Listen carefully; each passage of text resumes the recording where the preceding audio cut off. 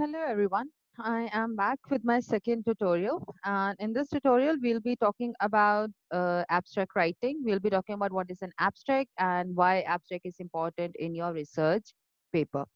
Whenever we are writing a thesis or a dissertation or a research paper, we need to write an abstract. And abstract is actually the first part of your research paper or your thesis.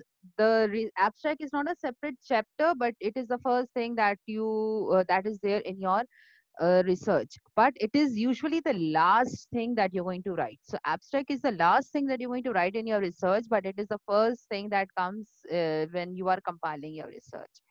An abstract is basically a short, self-contained, powerful summary. It's not actually a summary, it's kind of a summary which gives you an idea of what the research is all about. It tells you that, what are the key findings, it tells you what the research is going to talk about, it tells you the purpose of the research. It has different elements, and it gives you a brief overview of what the research of what the topic is of the research, and whether you should read this paper or not, whether you should read this thesis or not, whether you are interested in it or not. As I said, abstracts can be found in research articles, in thesis, in dissertations, in conference programs. The first thing usually that you submit for a conference is the abstract. An abstract is one, but a complete paragraph. You need to write a complete paragraph. It's usually between 100 to 200 words, but sometimes it goes towards 250 as well. When you're writing an abstract, you would have already, either you would have completed the research or you would have completed the proposal, and then you go and you write your abstract. So it summarizes all of the content and usually follows the organization of the paper. Why, again, as I said, why are we writing an abstract? To persuade the reader to read the full paper, to develop interest in them, you to tell them that what is good about this paper and why they should read it. And obviously it fulfills the requirements of the journals or the uh, conference that you are going for. So as by structure, there are two types of abstracts: the unstructured abstracts and structured abstracts. In the unstructured abstracts, we only write one paragraph which has all of the major elements of the abstract or the paper. In one paragraph, you write everything.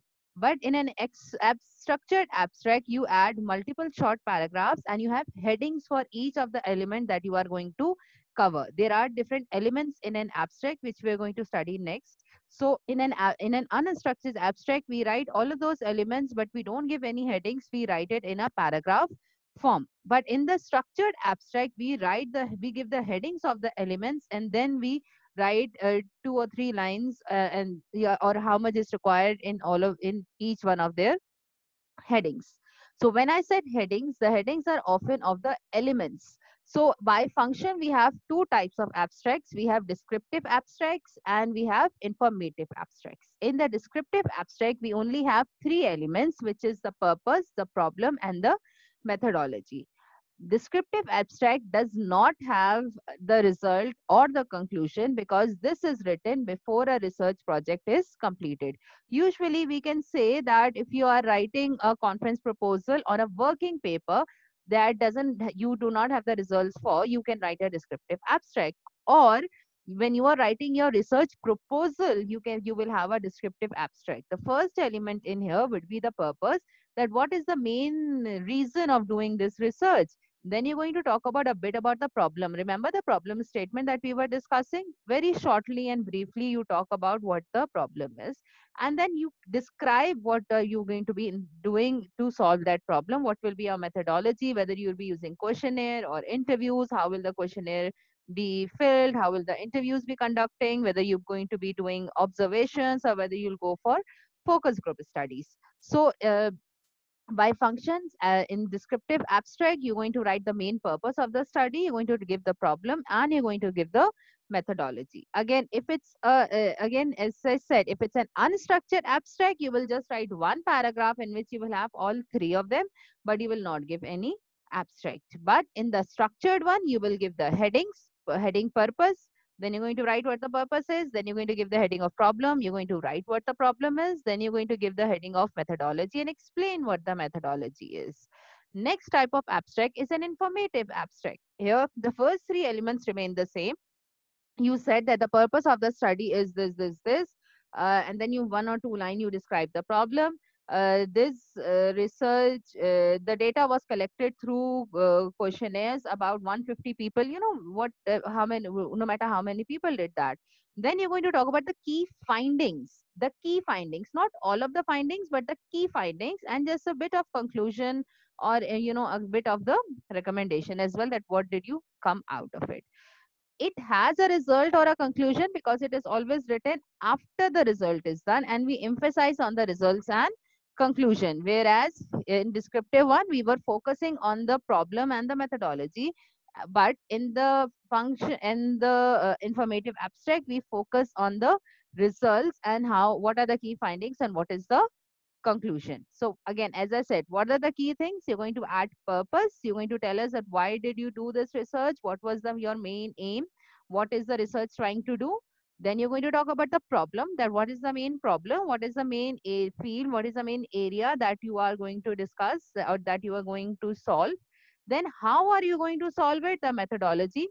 Obviously, if it's informative, then it's going to be in the past tense, and they're going in the methodology you're going to talk about how did you have already done, how did you already collected the data, and then how did you analyze the data, and then you're going to talk about the key findings in the result, and then you're going to conclude and give recommendation.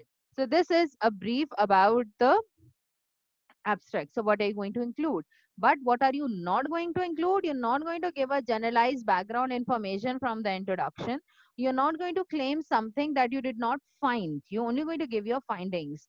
The abstract is in a very journal language. It's in a very easy language for people to understand, but it's not going to be too general. It's not going to be too technical. Okay? Here we never give the definition of the key terms. If you want to explain the key terms, you might do them in the introduction maybe, but not here. And then you don't add any mathematical equations, you don't include any unnecessary details, you don't give any references as well, because the abstract only talks about your paper, not about anything else. And you never give any tables and maps. As I said, if it's an structured abstract, again, as I said, if it is a structured abstract, you're going to give the headings. If it's an unstructured, you're going to write in a paragraph, but you're not going to give any types of tables or maps. Yeah, so it's either going to be, again, as I said, you might have a structured abstract with all of the headings, or an unstructured one with a single paragraph. If you're writing a proposal, or if you have not completed your research yet and you need to write an abstract, then that will be a descriptive abstract, which will only have purpose, problem, and methodology. But if you're writing an informative abstract, which is done after the research is completed, then you're going to write purpose, problem, methodology, results, and conclusion. If you have any queries regarding abstract, then you can comment below the video and I'll be happy to answer. But I hope I made myself clear. As I said, these tutorials are very short and it gives you a brief overview of what we discussed in the class. The examples are already provided to you on your learning management system, which is VLE. You can go through that as well. And then if you have any queries, as I said, you may comment below the video and I'll be happy to answer your questions. Thank you.